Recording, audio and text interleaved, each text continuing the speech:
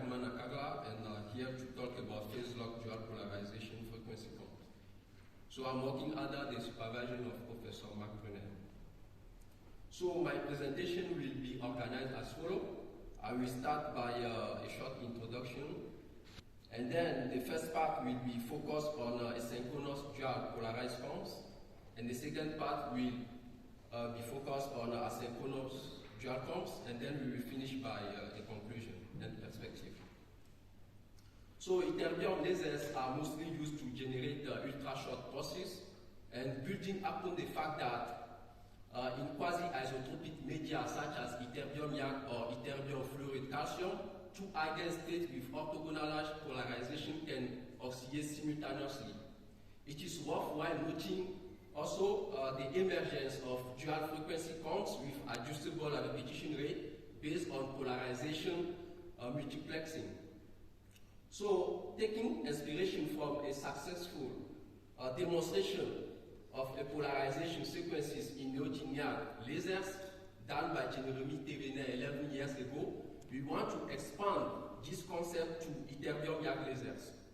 We also propose a new approach for dual-comb generation by relying on a pump polarization instead of separating the beam inside the gain medium. So let me now present to you the experimental setup. So the active medium actually have a thickness of 2 mm. It is a ytterbium YAG. We pump it with a titanium sapphire laser. We use also a semiconductor saturable absorber, which is here, for example, to build up the mode locking. Inside the cavity, we take advantage of two lenses, which help us to focus the beam inside the gain medium and inside the saturable absorber. So we also have two quarter wave plates. The first quarter wave plate have these axes which are aligned on the birefringence of the residual birefringence of the gain medium, and the second quarter wave plate will be rotated by an angle alpha with respect to the first quarter wave plate. So the polarization states are actually linear inside the gain medium and inside the saturable absorber. But between the two quarter wave plates, they are left and right helicoidal polarized. So in order to overcome Q-switching instability that can occur in this kind of laser, we use this equation in which we put on the left-hand side all the parameters that depend on the configuration of the lasers. And on the right-hand side, we put all the constant parameters that depend on the gain medium and on the saturable absorber. So, and then we realize that our average power is above the locking threshold. So here are some characteristics of our laser. So the repetition rate is about 164 MHz, and also we take advantage of an autocorrelator pulse check to measure the pulse duration of our comb, which is equal to 2.5 picoseconds. So in our laser, the two orthogonalized polarized comb oscillate simultaneously and describe a different optical pathway. So the frequency shift between the two orthogonalized polarized comb can be described by this little formula here, which is a delta nu. So for example, when we are turning the second quarter wave plate, we can relate the frequency shift to each angle of the rotation of the quarter wave plate. So if we took the case here where we have alpha, which is equal to pi over 4 here, so we have the frequency shift which is equal to exactly the half of the repetition rate, which is 82 MHz. The polarization state of the two pumps can be described by the John's formulas using John matrices, which is given by this equation here. Here we have the frequency shift, we have the repetition rate, and psi is the overall relative phases of the two pumps. So when we take a particular case where delta nu is equal to f rep over 2, the two successive polarization will carry an orthogonal polarization. So, and then we make a temporal analysis when we don't put any polarizer behind the lasers. So we have a constant pulse strength of 6 nanosecond period. And then when we put a polarizer behind the laser at 45 degrees, so we observe the big node between the two polarization. So we take, for example, the first case where delta nu is equal to f rep over 2, so the polarization will be left linear at 45 degrees, and then right linear at 45 degrees, and so on and so on. So this can be done for different value of the rotation of the quarter wave plate. So we also show another case where delta nu is equal to f rep over 10, where we have linear, elliptical, circular, elliptical, linear, and so on. So now I will present the case that corresponds to delta nu f rep over 2. Here, what is happening is that when we are at this particular frequency, the two frequencies are delta nu and f rep minus delta nu. Those two frequencies will merge together and give us one peak, and which show that we are actually here in the locking regime, which corresponds to 82 megahertz, which is the half of the repetition rate. And also we make an observation over a wide spectrum on 2 gigahertz. So we have a periodic spectrum with a repetition rate of f rep over 2. So now we also make a spectral analysis. So we measure the line width in the phase locking regime and in the fundamental case.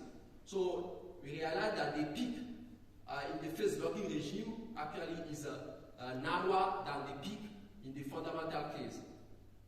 So until now, in conclusion, using these two quarter wave plates, the two eigenstates of the two pumps actually are still synchronized.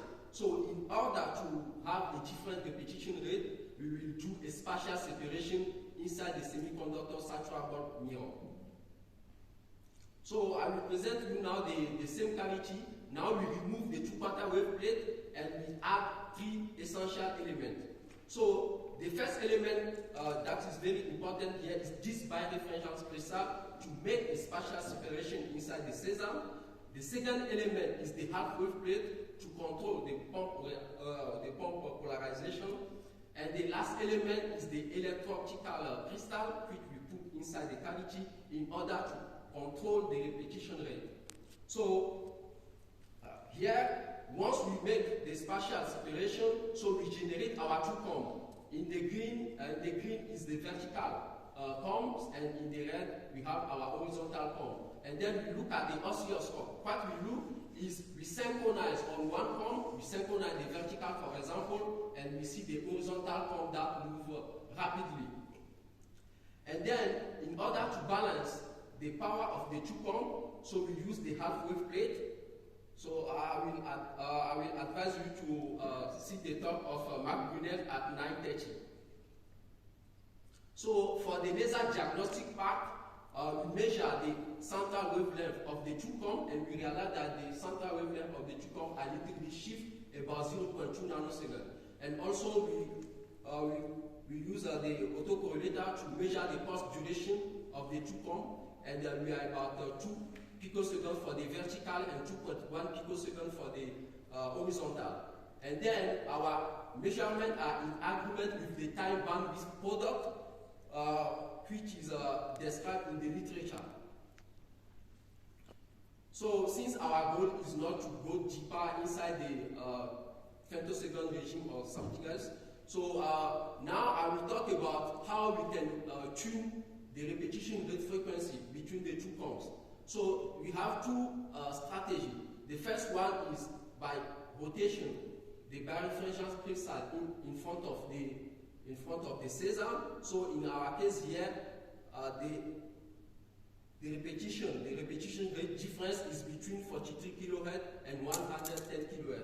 The second method is using the electro-optical crystal, which is inside the cavity.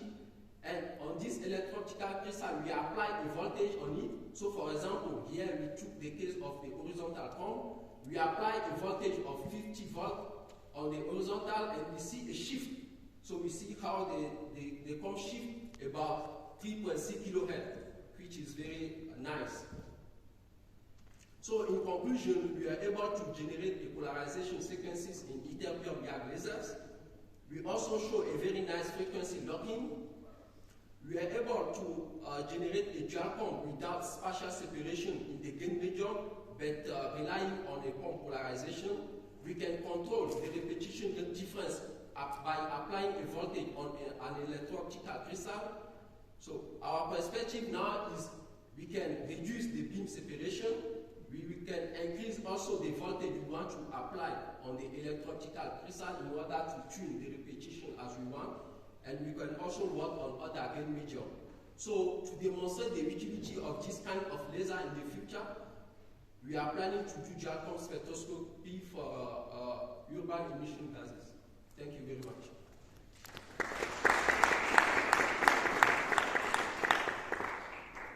Thank you for a nice presentation. It is now open for questions.